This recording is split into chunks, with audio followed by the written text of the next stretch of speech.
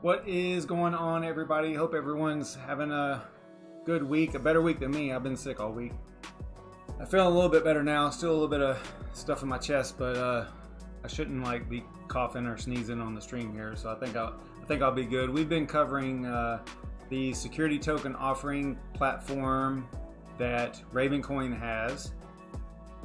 One of the main reasons that they were even developed in the first place was assets, and that kind of bled over into STOs. And if you've been watching any of the streams recently, my streams recently, that's pretty much all we've been covering. I threw a couple of little different things in there just to keep it some type of variation, or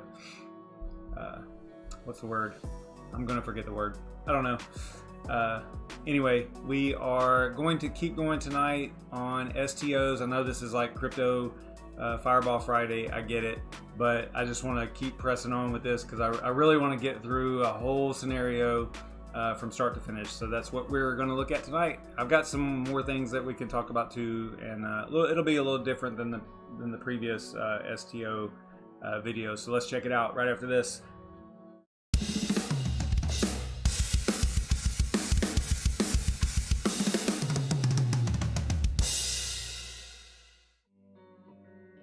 All right, let me check the chat, see who's in here. What's going on, Nefarious? What's up, Chan? What's up, Deadwood?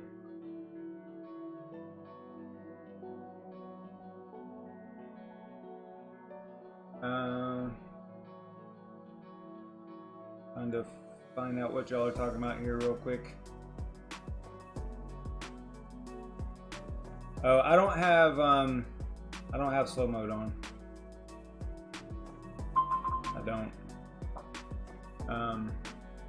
I don't need it because there's never enough people in here. Anyway, all right, so let's get to some content here. I'm gonna bring up the slideshow just so we can go through that real quick and see where we are at and where we started and all that stuff. I'm gonna go through it pretty quick. I haven't added much to it, but we need to talk about what an STO is. It's a security token offering, and it's basically a legal framework for an ICO, if you remember those from 2017. And they can be used to raise money for a project, or for other investments such as real estate. So I want to show you something real quick here. Get off of that for a second. So, just looking online, looking at some articles and stuff. In simple language, a security token is a blockchain-based, this is just a way to get another definition out there, right? Is a blockchain-based share of an underlying asset, such as a company, real estate, or gold. A useful analogy is buying a share, I love analogies, is buying a share of Apple stock, which makes you the owner of a small piece of Apple. A security token is similar to that share of Apple stock, but capable of much more. And there's also some other really significant differences that I think they bring up in this little article later. So security tokens are a legal concept, not a technical one. A security token is any blockchain asset that meets the SEC standards for a securitized asset. The underlying intent or technology doesn't matter, right? So there were some projects that were saying, yeah, but we're a utility token. Well, that doesn't matter. It just depends on the Howey test and how it applies to your project, So if you want to know what a security is anyway, this is talking about the Howey test here. Basically, an asset counts as a security if it involves consumer investment. So regular people investment. Hey, what's up, Red Panda? And it's a common enterprise, so anyone can access it or anyone can invest with the expectation of profit derived primarily from the work of others. Now in this case, we are saying that RedPandaMining is going to work his ass off to make us more money, right? That's what this whole STO for RedPandaMining is about. He's going to do awesome videos like he's been doing for so long now, and he's going to keep doing it, and he's going to upgrade his equipment. Not that he really needs to, but he's going to do a lot of things. He's going to open up an office. He's going to have, like a snack bar. He's going to have all kinds of cool stuff. So in his office complex. Anyway, just goofing around there, but you get my point here. To put it in layman's terms, security is an investment in someone else's effort. Okay, so that's really the easiest way to think about it. If you're investing in a company or something, and you're hoping that the value of whatever you're investing in goes up, you're not going to be invested itself, right? Then you are expecting someone else to do the work for you or to increase the value for you. If you trade any blockchain tokens, you should comply with securities regulations, which is why the Ravencoin project created the STO, or the restricted assets and tags, that allows them to be an STO platform. And if you're looking at security tokens versus equity tokens, which actually in our case, we're kind of, in this RedPandaMining token, we're kind of going in an equity token direction. Equity tokens are a class of security token. The defining characteristic of an equity token is that it gives holders a share of ownership or equity in the underlying company. So that's kind of what we're doing with this whole scenario that we're doing here. And this is kind of long part. I'm not going to read this whole thing, but there are some pros and cons of security tokens. Let's see. The first is that slow down. The con is that it's going to slow down the development, because remember in 2017, I mean, you could literally launch an ICO in a day, right? You could just say you're an ICO, have some tokens available, and receive money, and boom, you're good to go, right? There was, like it says here, there was little or no friction between the potential investors and the new blockchain businesses. And securities laws changed all that. There's a lot of steps to it, being compliant and everything. The second criticism is that blockchain is too international to effectively regulate. And I agree with this 100%. If you think about this, you're talking about launching an STO, and because the underlying technology, the blockchain itself, there's no borders, right?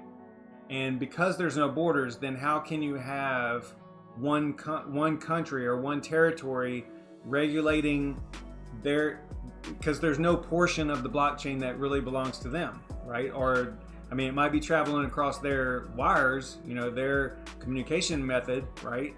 But as far as actually owning that portion of the blockchain, they don't. It's open, right? It's it's a blockchain, so you can't really own a portion of it. And so how is this going to apply to regulations with that blockchain? So this says this is a pretty good criticism, and I agree with it. Critics of security tokens argue that this will hurt Americans specifically, because we have much more stringent regulations than other territories do, by forcing them to comply with lengthy processes. In response, companies and investors, and we've seen this already, where they just simply move their development somewhere else, right? Businesses will flourish outside the United States, and this country will be all the poorer for it. The international nature of blockchain development means that this industry moves too quickly and easily to effectively regulate in just one jurisdiction. I completely agree with that. That is 100% true, and I don't know what else to say about it other than I wish that it wasn't that way.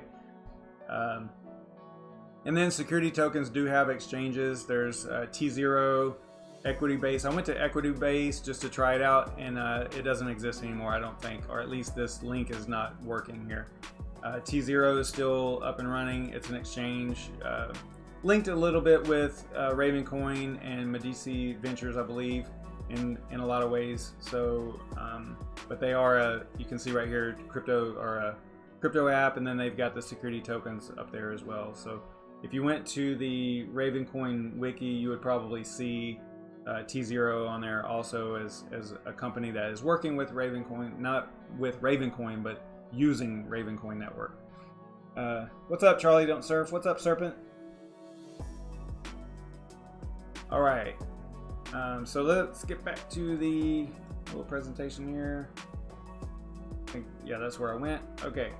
So we've got the entities involved here. You've got the KYC AML company in our example here, which that's just a trusted company that you know, does KYC AML. And in our example, if you watch the previous videos, I kind of messed that part up because I created the tag, the asset, the qualifier asset in RedPandaMining's wallet, and you didn't really have to do that. You could have done it in the company, the KYC company's wallet.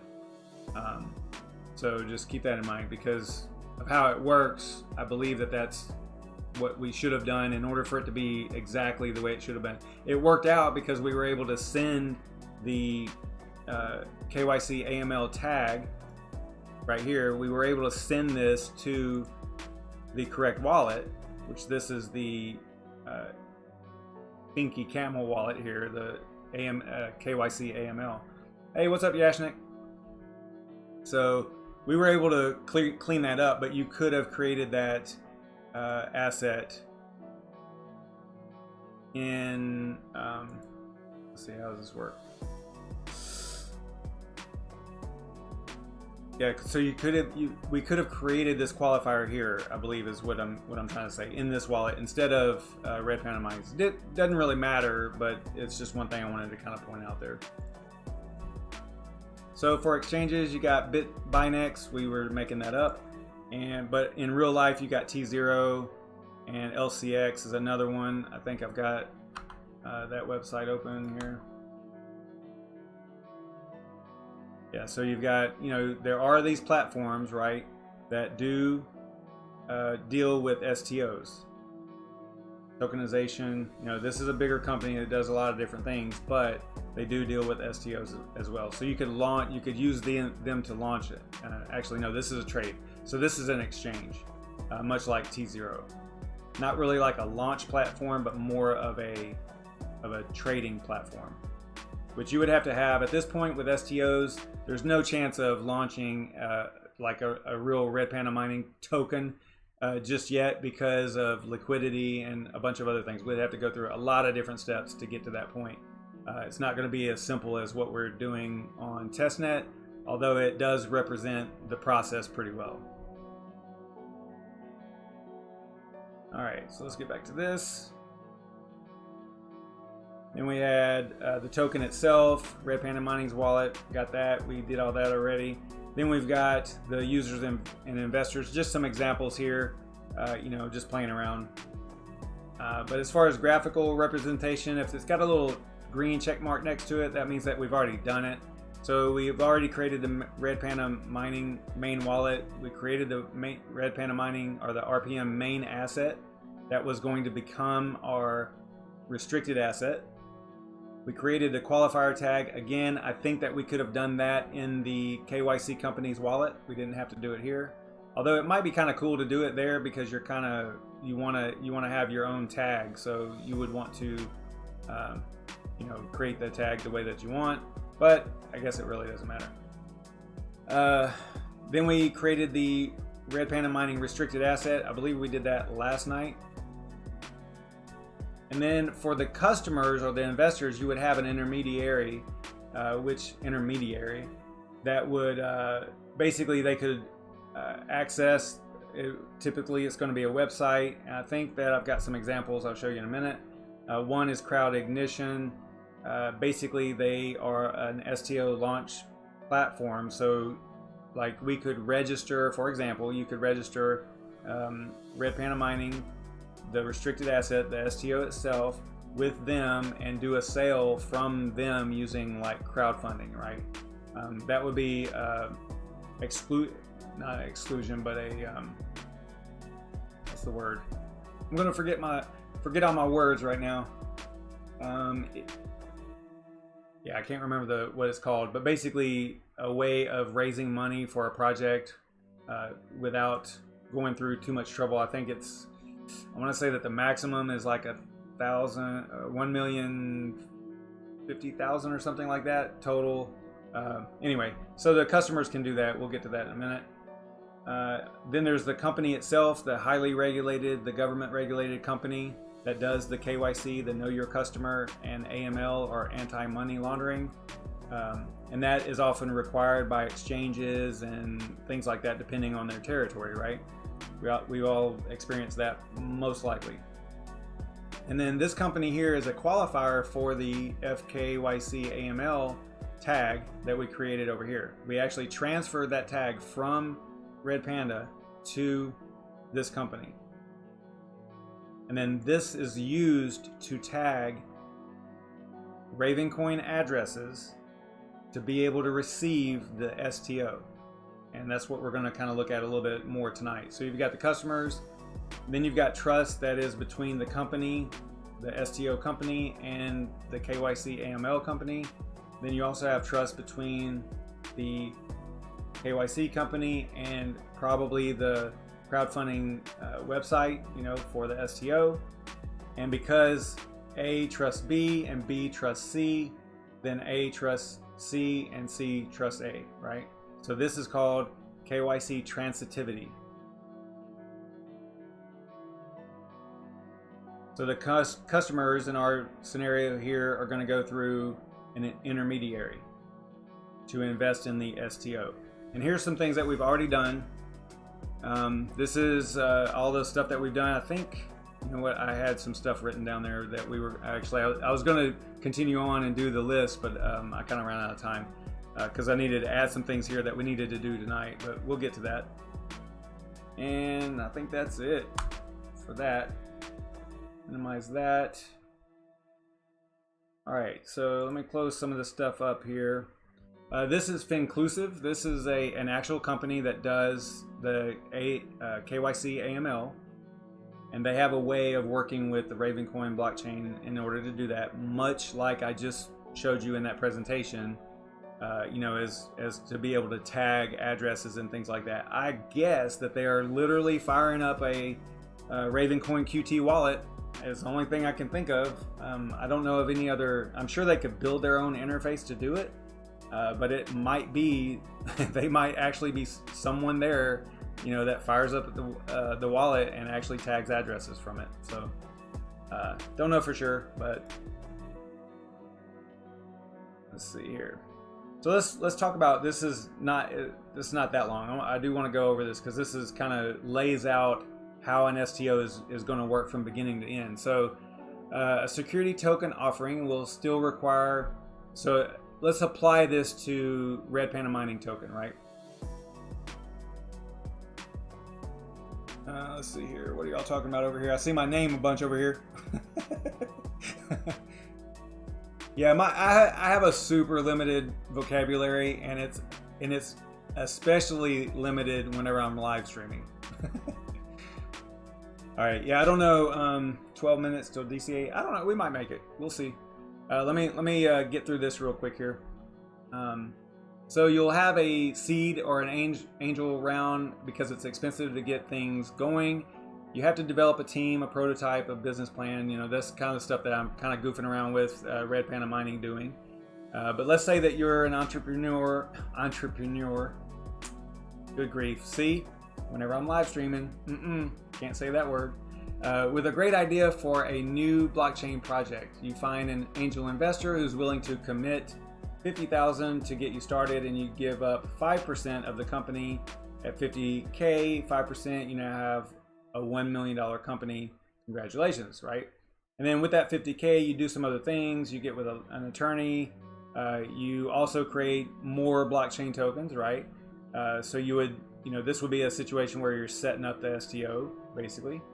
And you transfer 5 of those to the original investor who owns 5%, right?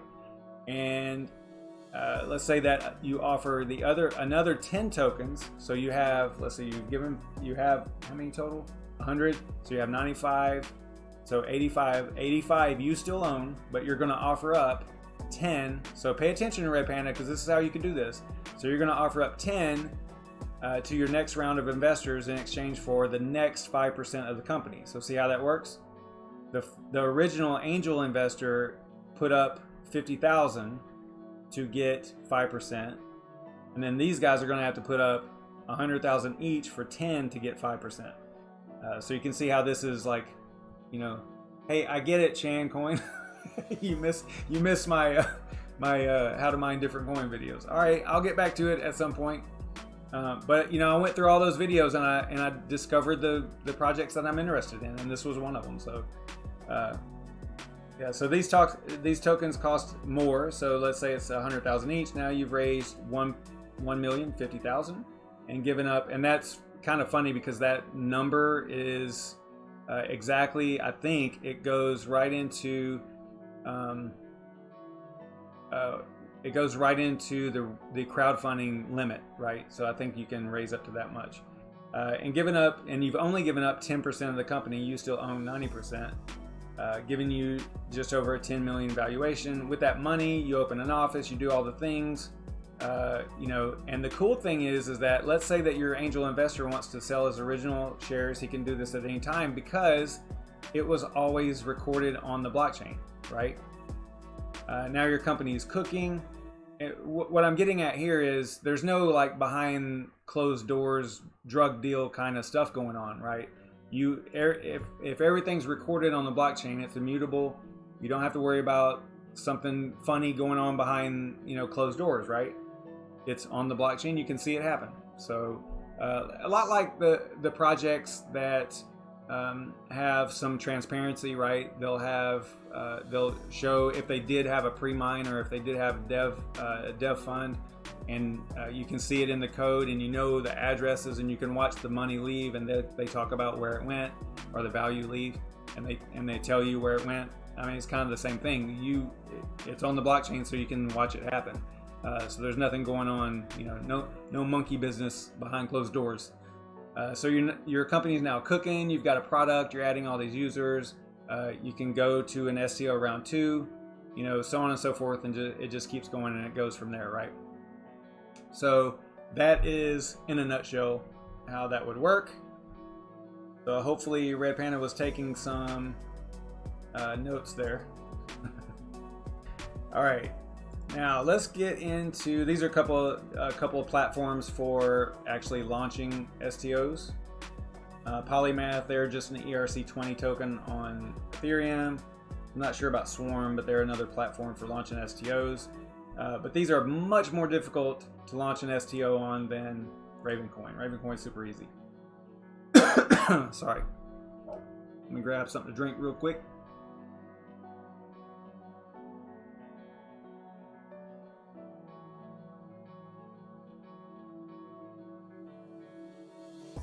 Okay, so we've got remember if you go back to the presentation here, we've got these customers down here. They each have, you know, their own wallet. These are Mango Farm asset wallets, so they're web wallets.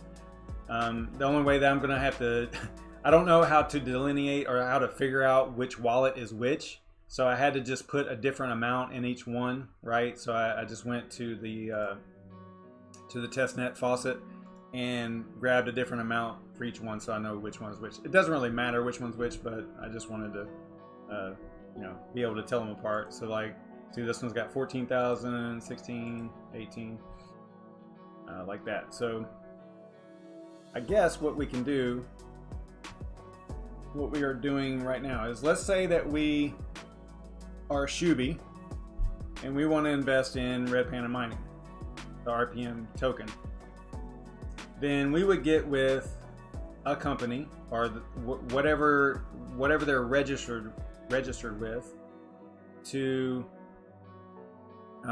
you know, actually log in, register with this company. The user would have to register, the STO would have to register with whatever this company is in between.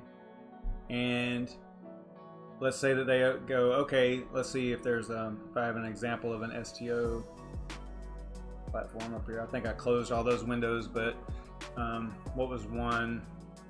I'm not going to be able to remember off the top of my head.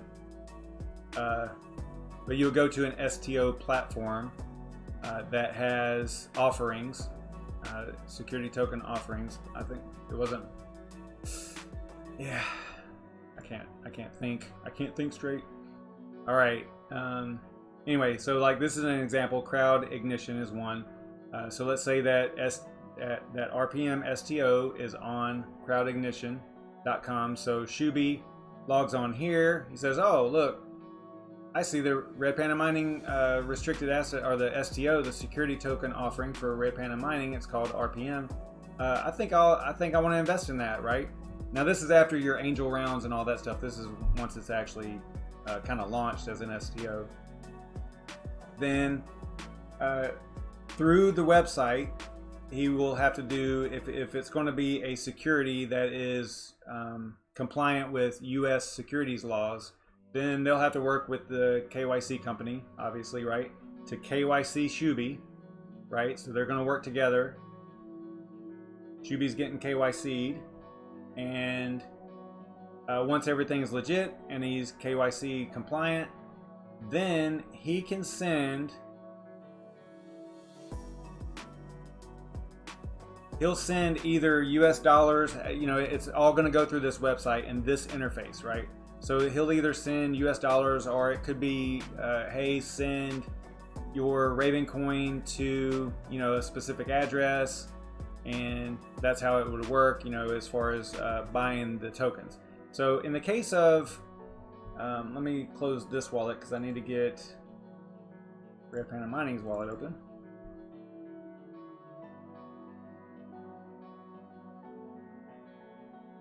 And you could have a situation where a new address, or it couldn't, I don't think it could be you couldn't really do a payment ID, but you could do a new address for each investor, right? So we'll do that for this case. We'll just say that this is working with that front end, with that interface, to say, hey, this is the address that you need to send your payment to in order to purchase those. And all this will be automated, right? In order to purchase those, let's see, I think we've got 10,000. Yeah, 10,000 restricted assets. So this is the STO right here. So we've got 10,000 of them. We're gonna say he's gonna get 100, okay? And for the 100, it's gonna cost him 1,000 Raven. We'll just make up some numbers here real quick. All right, so we are going to request 1,000 Raven, basically. Message, you could include something in here, you know, that would apply to the situation here. I don't know what you could put in there, but you know, just a you could put maybe something like that, just so that you know. And we would say 100 RPM. Request payment. Copy address. Now we would go to Shuby's wallet, and he needs to send 1,000 Raven to that address, right? So let me find Shuby's wallet. Shuby's was the one with 12,000 in it.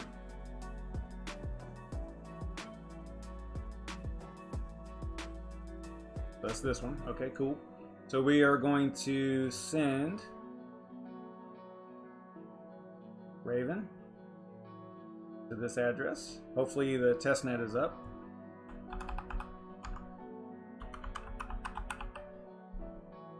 So we needed to send 1,000 for the 100 RPM STO, right? All right, so that's sent. Looks like that's going. Close that. Let's do transactions. So that's coming in. We can see it right here, right? All right, let's get some mining going here. Make sure the network is working here.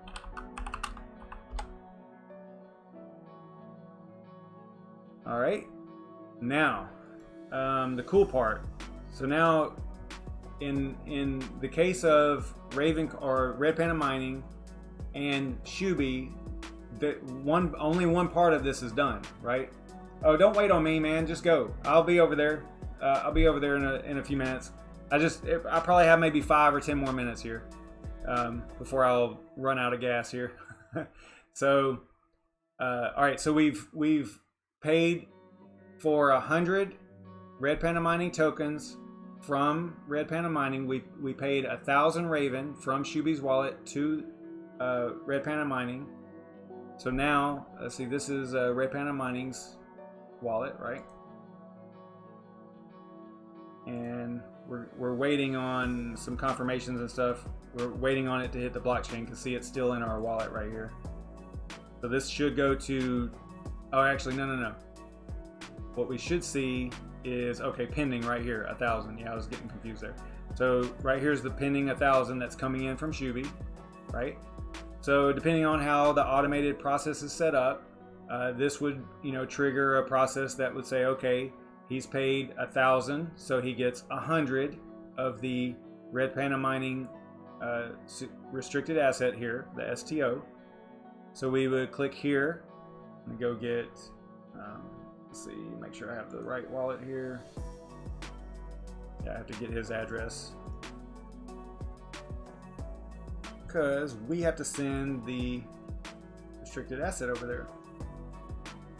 And I would be using the IPFS and all that, but it seemed to be kind of quirky. I don't know if it's just on, I don't know if it's just on testnet or why it was acting weird. But I wasn't able to upload anything to globalupload.io. Maybe I should set up my own IPFS or something. So I don't know. We'll see. Or my own IPFS client. I think I did that before, but that was a real long time ago. All right, so I've got his address. So now I need to send Shuby 100 of the STO.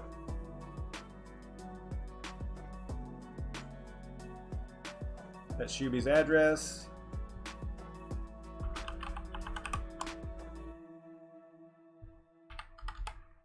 See, the balance down here is 10,000.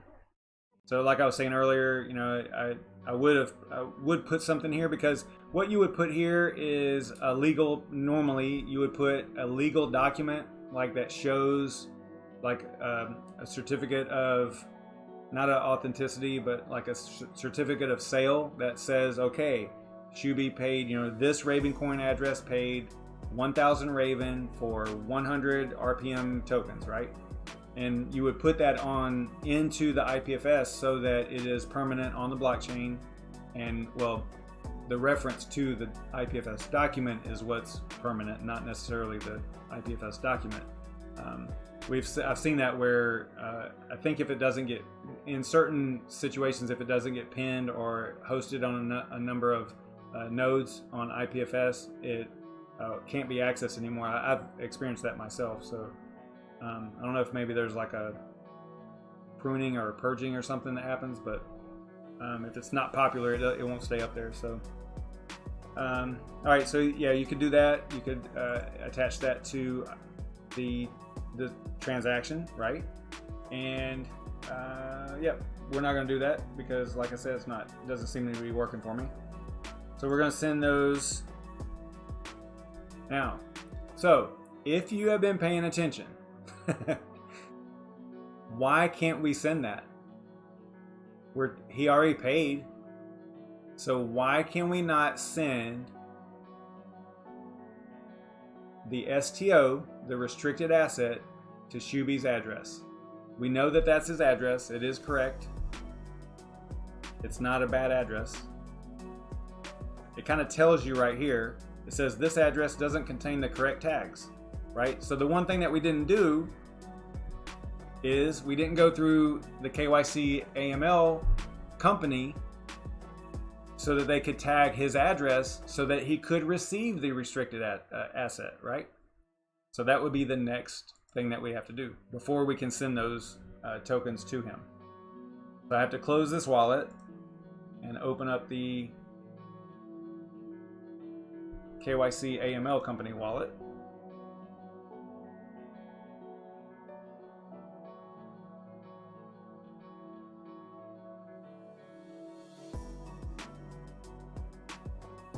So you saw the error, right? We could not send those STO tokens to Shuby, even though he paid for them. And the reason is he doesn't have this tag right here.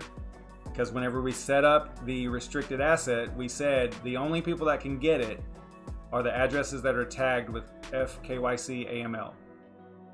So we have to go into the AML company wallet, go to restricted assets, assign qualifier to his address. Again, we could do the legal documentation as a IPFS hash. We're going to click check. The data has been validated. You can now submit the qualifier request. Submit.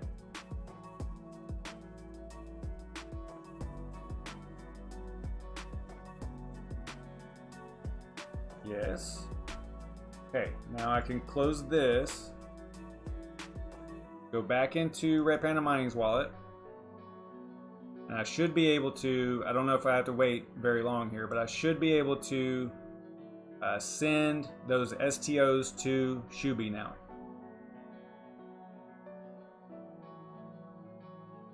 Again, I don't know if I can do it right away because you might have to wait on confirmation or whatever, but let's give it a try. Now remember, the last time we did this, we got that error, right?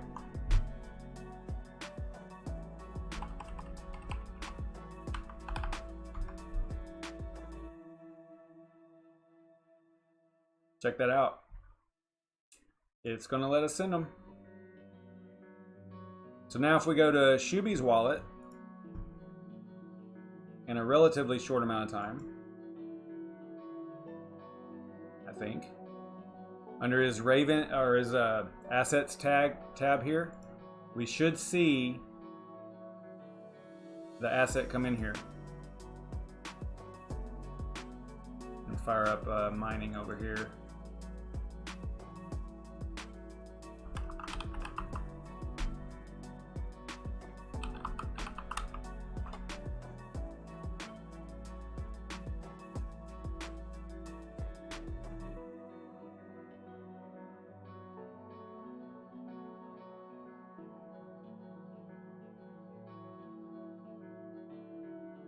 Go back over to Shuby's wallet, do a little refresh here.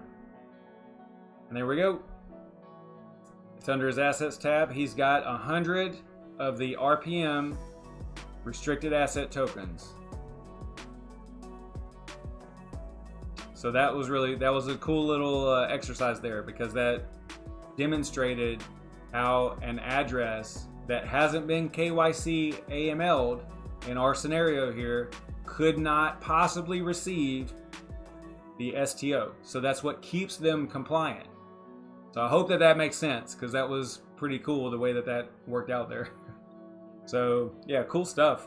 I know, again, you guys hate this content, but I'm gonna keep doing it because I want to really understand the process, and I think you guys should too, especially if you're interested in Ravencoin. I think it's important because this is what they're all about. So I don't know. I think you should understand a little bit about how it works. I think it's important to miners too. Just being involved in the project and knowing how it works. I think that's cool stuff. So I'll see you guys over in DCA. I think I'm not doing anything this weekend. I don't believe. I've got a couple little videos not STO related that I do want to go through. I think there's a couple things that I'll probably do a video on. One of them might be ProgPow on a 1660 Super. So I know that HashRaptor did a video on it, and I think that we're right in line with the same exact hash rate and stuff. But I've got a little bit of data to throw up there and stuff, so maybe I'll do a video on that. I don't know. We'll see. I don't want to do a ProgPow video like about ProgPow itself, because man, I was looking at some of the stuff today, not to drag it on too much, but there were articles written 2 years ago that were basically saying the same thing that they were saying in the conference today. The same exact things from 2 years ago. It's ridiculous. It's like, you know, and they were worried about 2 years ago about proof of stake coming up. It's like, that was 2 years ago, you know. What about all this time between there, you know? Anyway, I don't know. Yeah. I don't know. All right. I'm going to get on a totally different topic. I don't really want to do that. Let me stay focused here, guys. All right. So let's go ahead and I'm going to sign off. I think that's going to be it. I'll head over to DCA and I'll talk to you all over there.